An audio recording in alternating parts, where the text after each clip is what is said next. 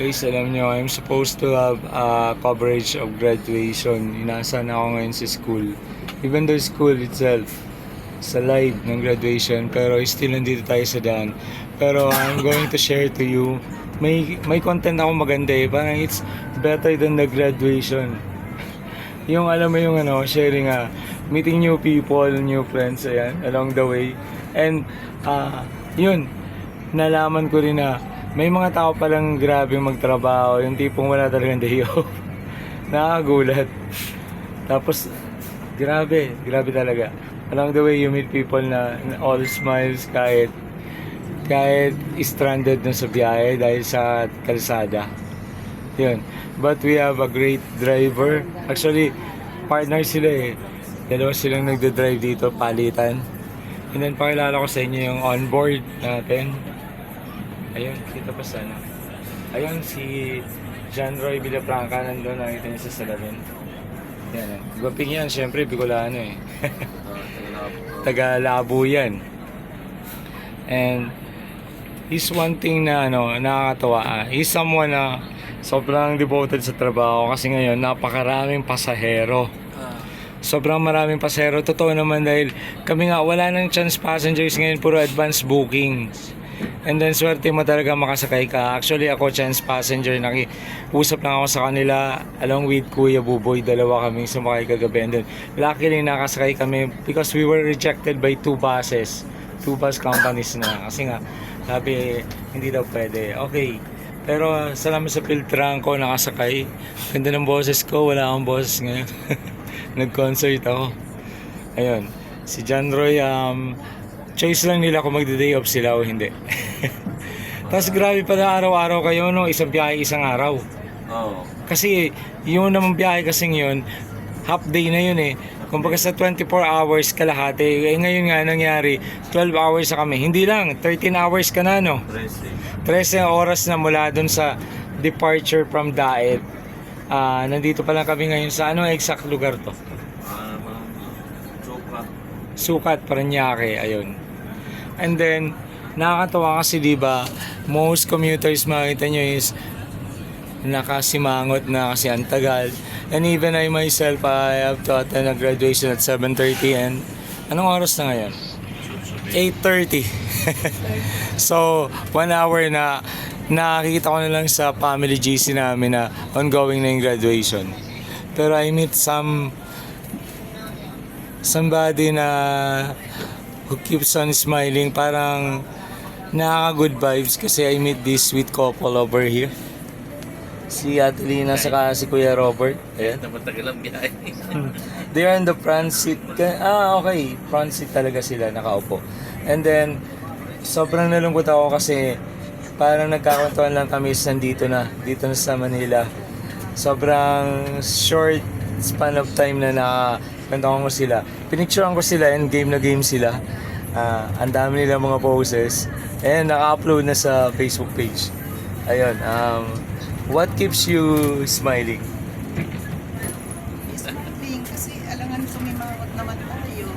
Mas nakakagaan ang feeling yung kahit ang haba ng Pagod na biyahe. sa biyahe. Mag-smile ka pa rin kasi si kuya ng driver naka-smile pa rin. Okay. Kahit yan.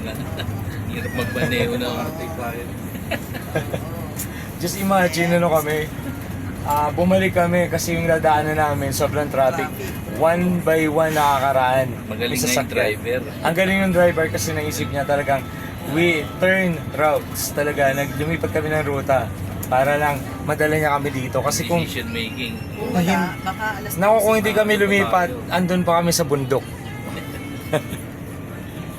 Ayun. So nakakatuwa kasi I meet this couple na nakangiti. Yung iba habang naghihilig sila yung nakangiti, di ba? Sobrang good vibes. And Baligis pa uwian namin. Nabaliches, o di ba? Malayo pa. baliches pa kami. Dulot-dulo. Oo. Para mas mauna pa ako eh. Oo. Ayun o. So alam nyo ba, trivia lang sa dalawang to, fast facts. Seniors na po sila. And then yung mga anak nila, parang kapatid lang nila doon sa picture. They have 3 boys. And ang miss nila is si Ate Lina. Saan po kayo talaga nakatira? Sa Panganiban? Ako, taga Novaliches talaga ako. Nabaliches po kayo. Oh, ano po, Dati kung OFW. comparing Novaliches to Jose Pangaliban, ano yung gusto mong lugar? Nung natira ako doon sa Panganiban, mas gusto ko na ron. Kasi unang-una yung traffic. Opo.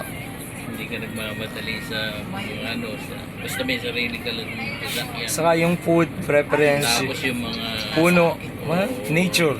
May nature. napakaliban. Grabe. How do you find the Bicolanos? Yung character, attitude. Madali sila pakisama. Madali makisama. Basta lang wala ka rin gagawin na. Yes, opo. Hindi naman... Parang gano'n naman talaga eh. Domino effect yun eh. Oo. Ano po? Wow, Kasi nice. ako, talagang doon ako sa Novaliches lumaki. Diyan ako sa Quezon City pinanganak. Manileño, Kami, Manila boy. Nalipat ako dyan 1991. Ngayon, mas nasanay na ako dyan. 1991. 1991. So, lumipat ako dyan. Ilan taon po yung panganay niyo? Ano na, 30. 30 sakto. Opo. Kasi na. Yung bunso.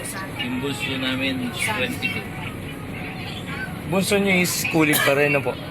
Graduate na. Graduate. Waiting na lang sa ano, Saktong graduating. Tamo sa note. Graduate na siya, nag-aantay na rin siya ng isang pasabag. Graduate siya ng PSMT. Ah, Marine nice. Transport. Nice. Maganda seaman. Yung panganay namin, graduate naman dito sa UP Los Baños. Wow. Sa ano siya? Kay scholar. Computer Science. UPLB, Tapos opo. yung pangalawa, Ateneo Dinaga naman. Nice. Ang ganda, the way you brought them up is a good example to other families, di ba? Yung, alam mo, you always secured them with the best education and you did. Kasi imagine, Ateneo na UP pa. Wow. Tsaka Tapos may marine ka pa. ang kagandahan doon, tatlo sila lalaki, hindi sila na nalulung sa kung ano-ano. Yes. Aral, bahay. Wow. Kaya lang, ang ano nila, ayaw dito tumira sa Manila. Kasi nga po ano eh, Ano daw, matalino po kasi sila. Kaya ayaw nila. Congested, Opo. lagi nagmamadali. Yes. Actually, meron kami diyang bahay sa Novaliches. Ang ginawa namin, pinauupahan na lang namin. Okay naman po, wise. Kasi ano eh, kailangan passive income, di ba? Oo nga. Napakaalam. At least mayroong nagtitingin. At the same time, kumikita. Opo. Wala naman, isang buong bahay, tatlong kwarto, 11 to 8 lang. Wow. Grabe Manila pa. Ay talaga namang May malapit sa